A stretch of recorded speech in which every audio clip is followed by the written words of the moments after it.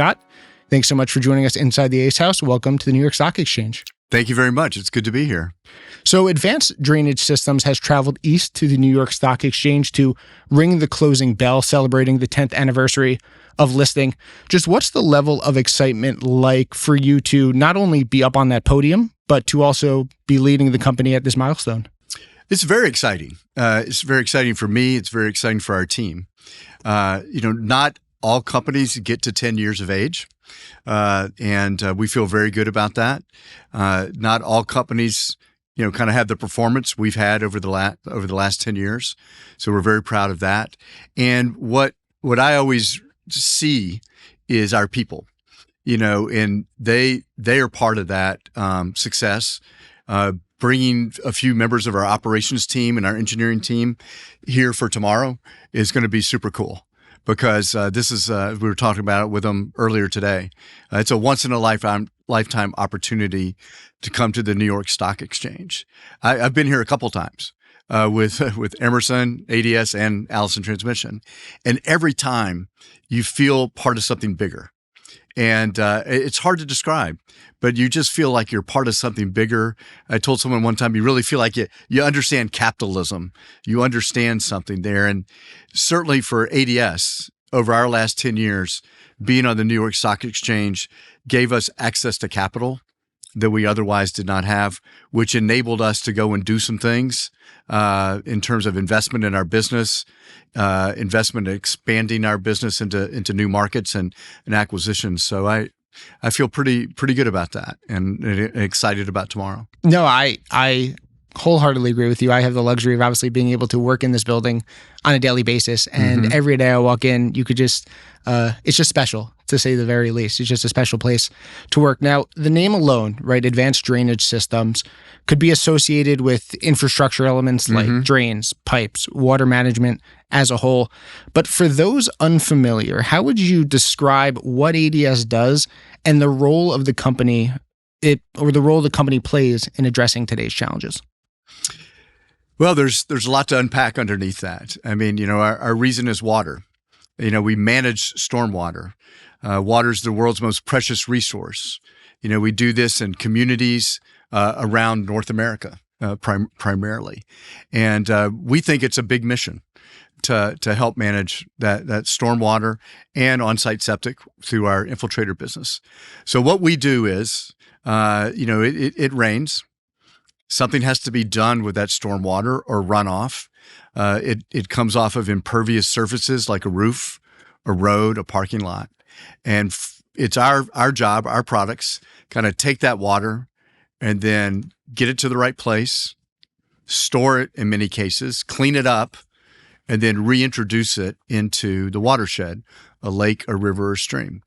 And we do that across thousands of projects every day, many, many job sites and applications, and at scale, really at scale. I mean, for what we do, we're highly, highly relevant in these various local markets. And it's an intensely local business, by the way. So that's how I describe our company and what we do. Our other business, Infiltrator, which is on-site septic, if you're not connected to a municipal centralized system, you have a septic system on your property.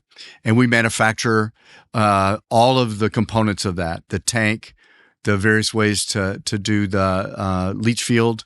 And we do that in a very scaled manner. And by doing all that, these things are kind of necessary things to be done. I like to tell people there's lots of different ways to make money. We do that in a pretty good model. We have good growth rate.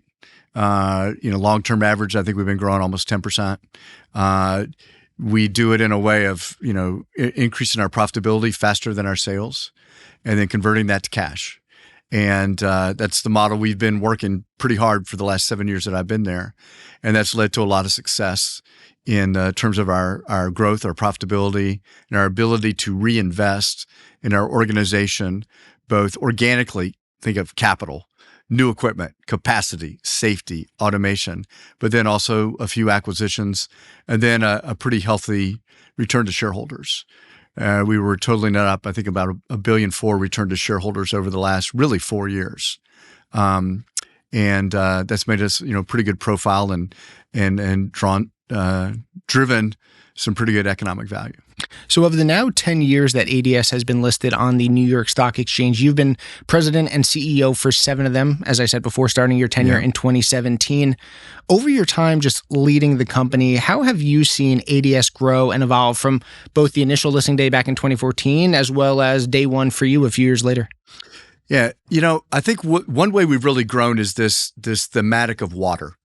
We did a lot of work in strategic planning and thinking about what we wanted to be when we grew up. And we really focused on that thematic of water. And why do we do that? There's a lot of really nice tailwinds to the water industry. There's various studies that show, $600+ billion need to be invested over the next 20 years in water management. That's not all just in our place, but that's in water infrastructure in general. The IIJA money that's flowing into roads and highways, repairs, new capacity in roads and highways, airports, rail.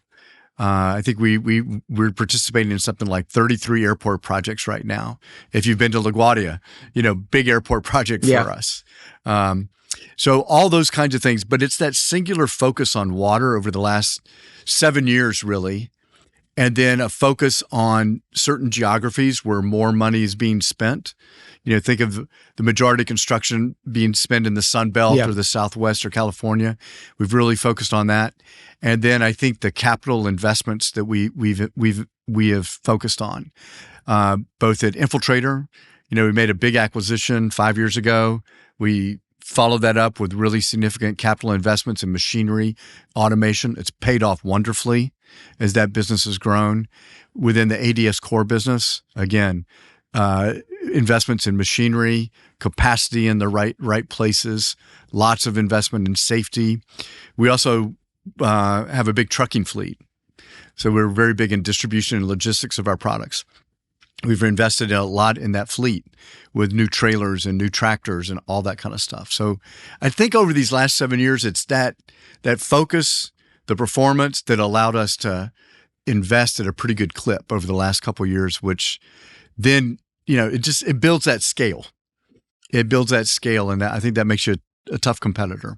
So you click onto the Advanced Drainage System website, and in big bold letters, you just said it before, our reason is water, water management solutions, water treatment, water infrastructure, all under the ADS umbrella. But over the course of your 7 years leading the company, I just asked you obviously how the company has evolved from day one as a listed company in 2014 and your first day in 2017. But how have you seen the industry as a whole evolve and change over the course of the last, almost decade? Well, for our industry in particular, I think there's a couple things. One is we go out and sell hard every day, and we sell against other materials that could be doing pipe or storage or whatever. And I think as an industry, and certainly we're a big part of this, the continued conversion of those traditional materials to our materials, plastic materials. As you know, we're very focused on plastics and recycled plastics, and I think we just continue to see that become a bigger part of the conversation. And 5-6 years ago, we didn't like to talk about.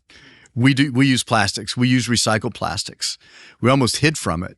And I've often called it the band of the willing, where we began to promote that as a big part of what we do for sustainability reasons, for economic reasons, for all these different things. And I think that's been a big change over the last couple of years. It's increased our relevance in this water space, which we think is a good space, has lots of nice secular tailwinds. So I think those are some of the biggest changes I've seen over the last couple of years. So your history, besides these 7 years at ADS, dates back even further. A Northeasterner from New Hampshire finds his way first to Dallas and SMU, then Nashville, Tennessee, Vanderbilt for his MBA. How have your New Hampshire roots, as well as these various stops along the way, be it Dallas or Nashville, helped shape your management style as you obviously lead the company for the last 7+ years? I moved around a lot. Did you always have that adventurous spirit? Yeah, and my parents did. I mean, my parents were always very willing to move I'm not unusual, and that's our parents moved for better jobs or things like that, and that's how we moved to New England. I was originally from Arkansas, so you can imagine moving from Arkansas, whole different world, really bad accent, and you moved to rural New England. My mother had never been north of St. Louis, and we moved there with part of my dad's job, and it was a great experience because I think it really, opened up, that the world's a big place, and there's lots to learn from people. All kinds of different people and different parts of the culture. And believe me, from rural Arkansas to rural New England, that's a big jump. And then later in my life, how that changed me is I had a chance to go to Hong Kong when I worked for Emerson, and I took it. And my kids were young, I didn't have to really convince my wife. She thought it was a good idea. And now I see that same kind of life-changing experience for my children where they see the world's a big place. They're not scared of anything. And can deal with all kinds of different people and cultures, and that's a real benefit. And by the way, that's what I learned kind of moving around as a kid to do that. And my dad changed a couple of different times. That's how I got to Texas to go to SMU. My dad was being transferred to Texas, and I think that's been a big advantage and one I've seen in my kids too. Now you kind of fast forward that. Here you are, long time later. Yeah. And how do you use that in a day in and day out basis? And I think I use it by being able to relate and communicate with everyone in our company. I mean, I think people will tell you that I'm just as easy with our trucking people or the people in the fleet. I mean, in the factories or the people that are in our sales department. And I really enjoy that part of the job. And I learned that when I lived in Asia, where I was often the only Westerner in the meeting, and you have to learn how to get things done through other people and other cultures, and that's a tremendous benefit as the CEO. Tremendous benefit because you're getting things done through people every day, and the more effective you can be at doing that, you force multiply your initiatives. So, is it Scott Barbour, the New Englander? Or Scott Barbour, I'm a Red Sox fan. I'm a Patriots fan. It's definitely Scott Barbour, the New Englander, because that's where I went to high school and stuff like that. Now, I still do like the Arkansas Razorbacks because my parents went there. But so I still root for them, even though I live in Ohio. So you have to be an Ohio State fan, too. Yeah, I was going to say, Ohio State, it's might not. Hard not to be an Ohio State fan living in Columbus, but definitely a Red Sox fan. So the role of a CEO is one, and this is for good measure, of course, viewed as pretty much all business, right? There's a sole focus on bettering the business, increasing revenue, achieving company goals. But you're someone who's actively out there interacting and engaging with employees. You just talked about how you're able to relate to all the different types of employees in your company, outside the office, away from the conference room. Is that something that you pride yourself on, stepping away from maybe the traditional CEO role when it's appropriate, of course, having fun with your employees, doing extracurriculars and activities to be more than just the boss? You have to play different roles at different times as the CEO. I mean, the guys I worked for at Emerson, Chuck Knight and Dave Farr. I mean, those guys I saw them play different roles at different times as necessary. And sometimes that role is being with in a non-business way with the team. We just had our Pelotonia bike ride and it's a big fundraiser in Columbus, and I ride in that 20 miles. There's a 20, a 50, a 100. I'm a committed 20 miler. What was your time? It's not a race. Not a race? It's a ride. It's not a race. It's a ride. But several people in here also rode in it. That's why we're all smiling. But I enjoy the heck out of that because I'm in a situation unlike any other situation I'm usually in with those folks. And I get to meet a lot of them in a personal basis that I usually don't get to meet. And I find that pretty cool. Now, let's relate that back to being the CEO. All right. What did I say a minute ago? You got to get things done through people. The most effective CEOs in my book are folks or individuals who can get things done through people even beyond and above and beyond what those individuals might think they're capable of. And it's only through those kinds of relationships where they really see you as a real person and trust you and say, okay, I'm going to go the extra mile for that individual as the CEO because I know it gets to get done, and I know he'll recognize me. Mm-hmm. I know that CEO will recognize me. And I had that experience, by the way, growing up at Emerson, and different things that I went and did or was asked to do, or jobs I was asked to take. And I found that to be very effective. Now, I don't go riding the Pelotonia just because of that. Yeah. There's other good reasons to do it. But that's just one example of, I think, things that you got to go and do. I was around a lot of stuff before I took this job, but it's even more of a 24-hour job than I thought. And I kind of thought it was to begin with. So you spend those years at Emerson Electric. What first introduced you, or how were you first introduced to ADS and advanced drainage systems? So one of my colleagues, a guy that worked for me there, he had a brother that worked at Advanced Drainage Systems. And so I kind of knew about it through then, and I kind of recall it going public in 2014. I was still at Emerson at that time. So, we're not a huge city in Columbus. So when a company goes public, you kind of read it in the paper, and you usually know someone who knows someone. And then, fast forward several years, lots of changes at Emerson, and then I was recruited to come to Advanced Drainage Systems. So let's now talk about ADS. Mm-hmm. You've discussed the company's purpose. We've seen over the last decade plus a dramatic increase in large-scale storms. 27 large-scale events in 2023 alone compared to just 6 in 2003. How has ADS adapted its strategies over the course of these years as the storm frequency has increased to make sure that when more rain comes, when more storms come, the technology and the infrastructure is ready to handle it? Those events are certainly changing our market, our end market that we sell into, the stormwater management. So how is it changing it? There's a couple different levels of that. At the first level, with the frequency of these events and they happen, and you got to be there. You have to have stock on the ground. Your people have to be ready to help, and we've develop good techniques for getting that done. And so when you have a big rain event like up here, you've had, we have stuff pre-positioned to kind of take care of that stuff. And usually what happens is the guys who installed our products are the same ones who clean up. Mm-hmm. So they're busy cleaning up, doing some repairs.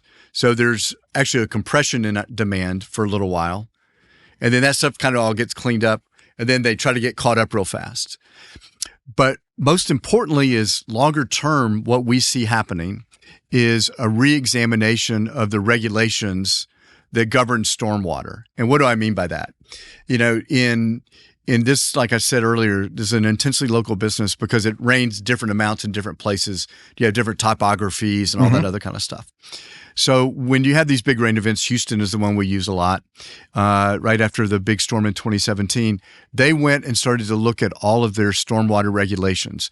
How much water do they need to be able to handle in a certain period of time? I think of it as intensity and frequency. And those have changed. And it's led them to rewrite their regulations. And they're like 2 to 3 times more water needs to be stored than previously. That drives demand for our products. That means our guys on the field, and we're very, very local, like I said, and very technical. They have to be cognizant of these new regulations. Often we are the ones interpreting these new regulations for general contractors. The engineering firms are looking at these regs. We're giving them ideas on how to address them with our products or developing new products to do it. Then we've got to educate the general contractors and installation contractors how to do all that stuff. So we're kind of in the thick of that, and those regulations are being reexamined all over the country right now. And there's also going to be a rewrite in the next 4 years of the rainfall patterns. Mm-hmm. You can imagine there's a handbook, that shows rainfall patterns over the last 50. Well, that's going to be updated for the next 50 with data that's being taken right now. And we'll be right in the middle of that. We're actually quite relevant and influential on that local level in giving comments and influencing these regulations. If that's clear. I mean, it's always clear to us because we live in it every day, but that's a big part of what we do in the field is the technical expertise. And so you mentioned regulation and working with local communities and municipalities to figure out products they need, services they need to, deal with the storms when they ultimately come. In 2021, the Biden administration, on a federal level, the Biden administration passed the bipartisan infrastructure law, injecting obviously much needed funds to help modernize our nation's infrastructure. Over the last 2 years, we've seen around the country those funds pay dividends for things like rails, bridges, airports, et cetera. How have these improvements and the improvements to come benefited ADS and benefited what you do to help with storm management? Clearly a benefit, the IIJA money. We participate, kind of roads and highways, airports, rail, ports. Those are all projects that, saw significant increases in funding from the IIJA.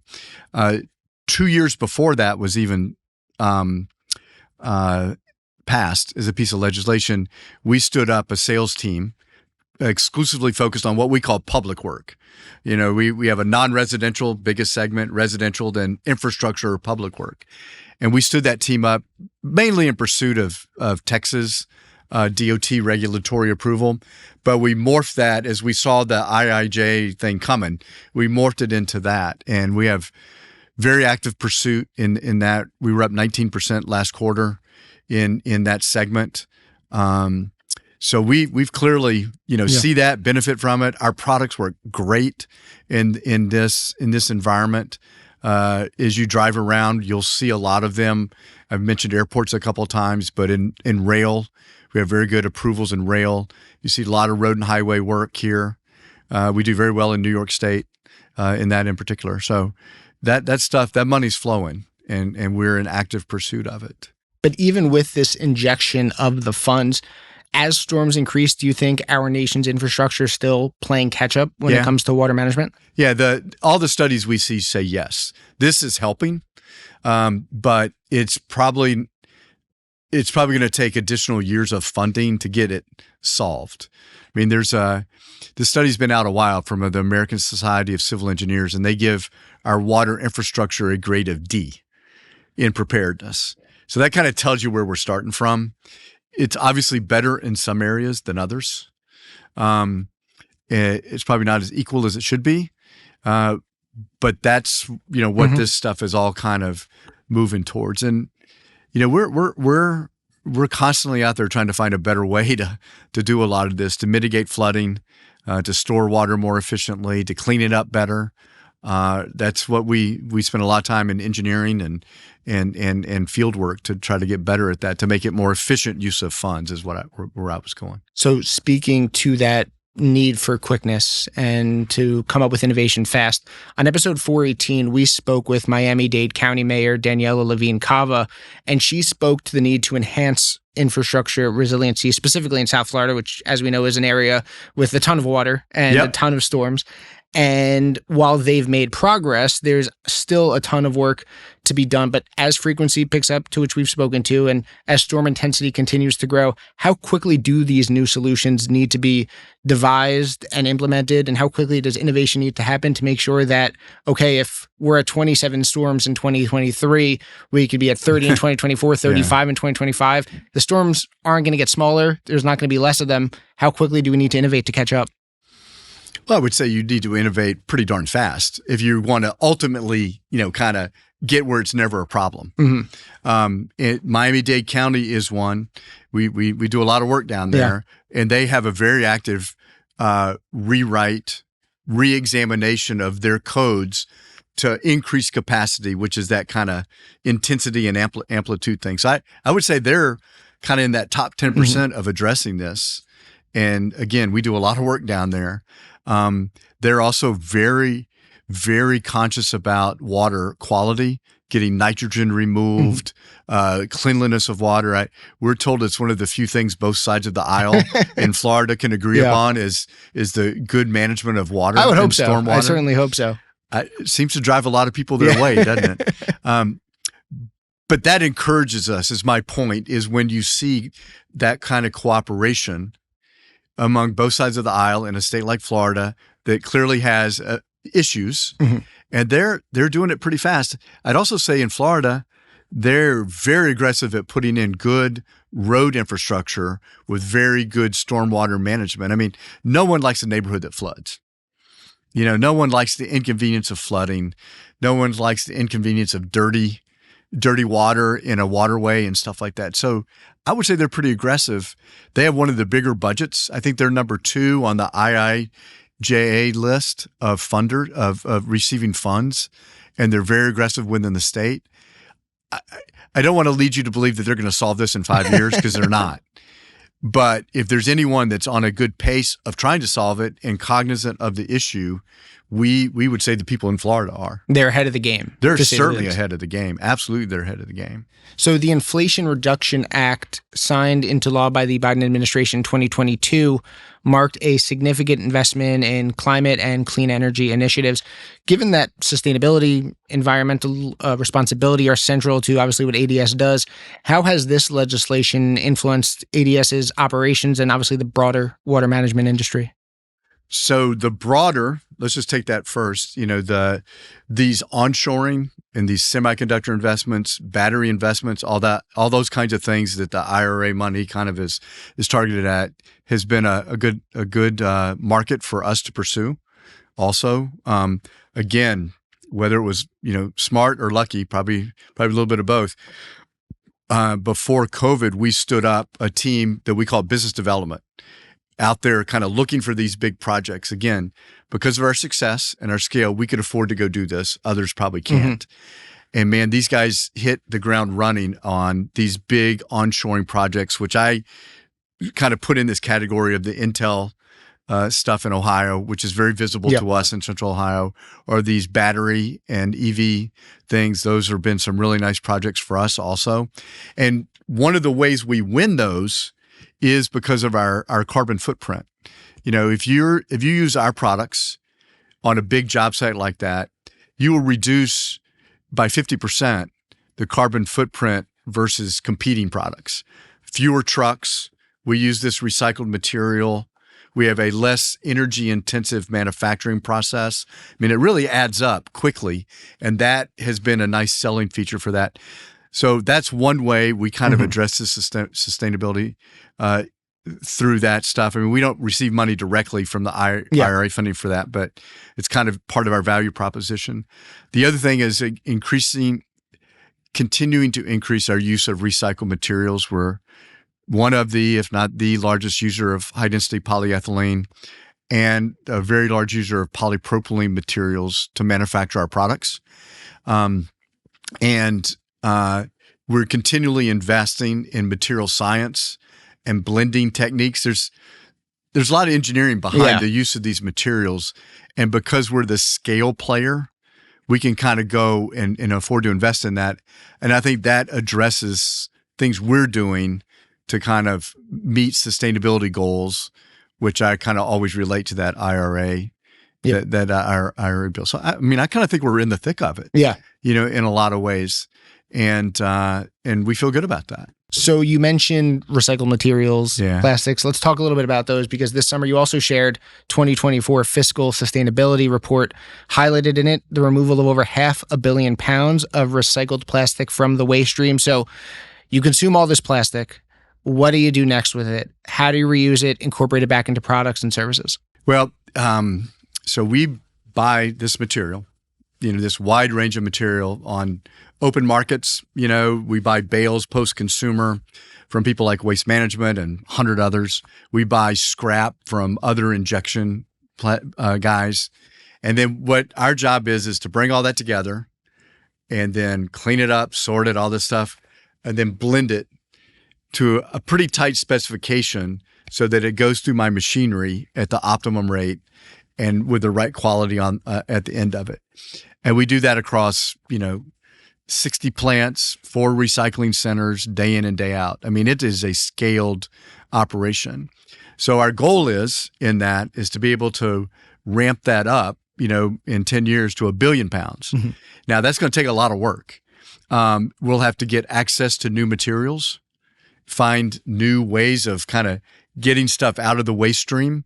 We'll have to find new designs that utilize this better, both tooling designs and product designs. We're probably going to have to develop some new products and get some regulatory approval. It is a multifaceted type of endeavor to do that. Now, why do we do it? We do it honestly at the very beginning when we started this, probably 10, 12 years ago. It was economic. There's a pretty big gap between virgin material and recycled material. That gap, ebbs and flows, but it's still there. But we also do it because we think there are going to be market demands for the use of recycled materials. It performs well. It's a very good story for us. At Infiltrator, they use like 70, 80% recycled material and have for a very long time in their products. So it really is a formula that works well for us from a profitability and what I would call a positioning perspective in the marketplace and with our investment community. Employee development is also at the core of what ADS does, whether it's colleagues in the field or those at ADS HQ in Ohio. How is the company helping to set up its members, its employees, its colleagues of the workforce to grow personally and professionally, limiting turnover, and of course, boosting morale? Yeah. So a couple of things around that. One, and I would almost think about this as kind of salaried and hourly, because those are two different programs, right? But what is in common with those programs is people have to be respected. They have to be heard. You have to be able to be transparent and give feedback back and forth with them. We're doing our annual employee survey here in a couple of weeks. And, I'll look very hard at every one of those answers. But whether you're a salaried employee or hourly employee, we want your voice to be heard. We want you to be, respected and felt as part of our community.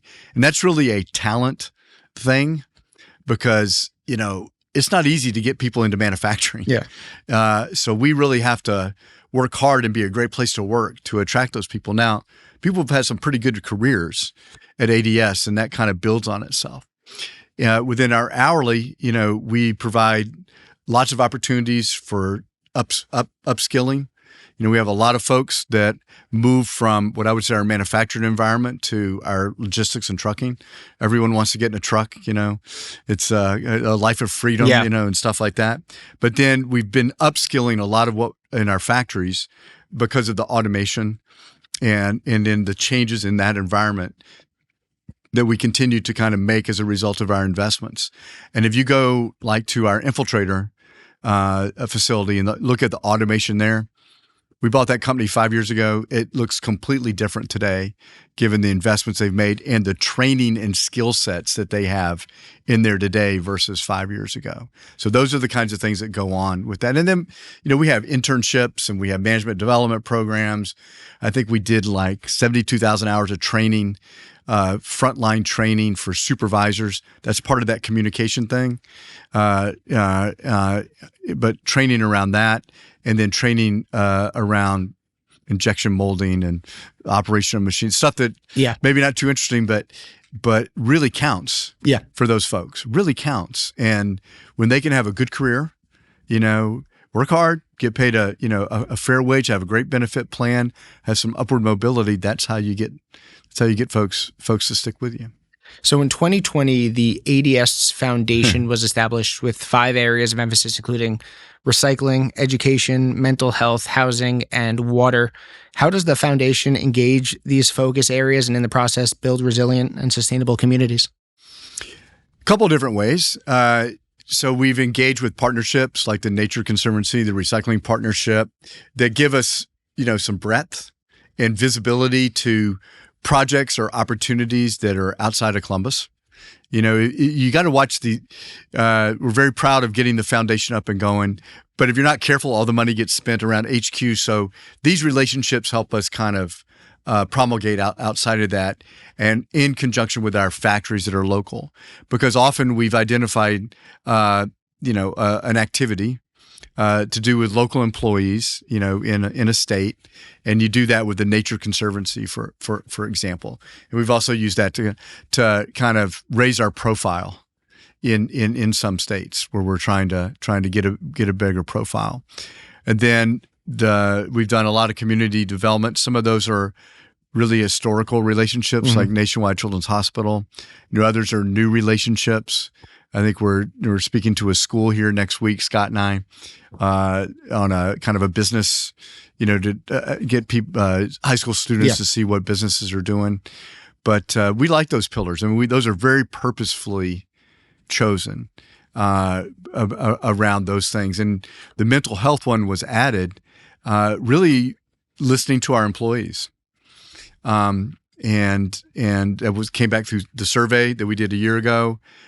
We did we made it easier to find those resources around mental health that the company could provide. And our employees came out of the woodwork telling us, wow, thank you. That's really helpful that now I know how to get a hold of these resources. Because then, it was kind of buried in the manual and stuff like that. So, Scott, as we begin to wrap up, we spoke earlier to how ADS and the industry have changed since you took over in 2017.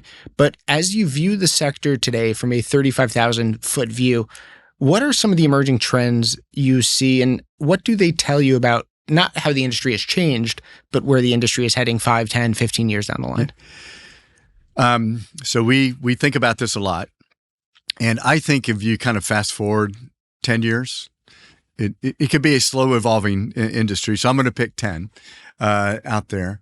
I think this will be an industry that is much more focused on capturing water, cleaning it up. And when I say clean up, filtering it, the rainwater, and then reusing it aggressively for maybe not drinking purposes, although we know how to do that with our partner rainwater management systems.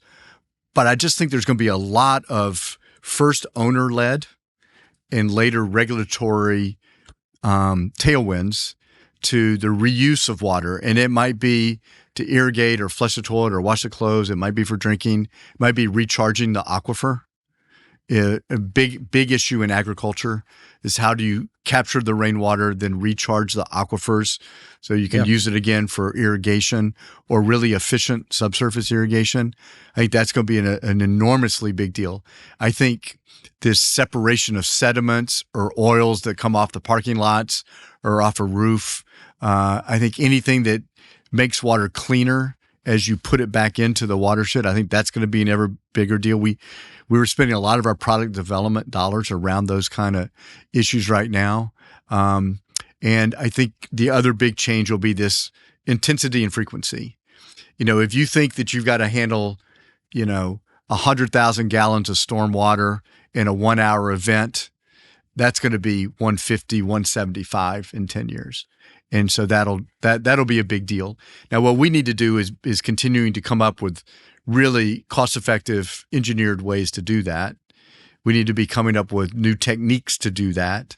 And that's going to be fun. That's part of the investment in the engineering and technology centers. So we are prepared for that. We're doing the work now to be prepared for that day.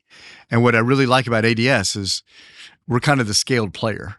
And that means that we can go and make those investments and further our competitive advantage as we go forward. That's my job, is to make sure that we're ready for that stuff and are always trying to distance ourselves as these issues come up. Will we be right 1,000% of the time? No. But I like my chances. Making sure that you're ready, Scott. Thanks so much for joining us inside the Ice House. All right. Thank you very much. Enjoyed it.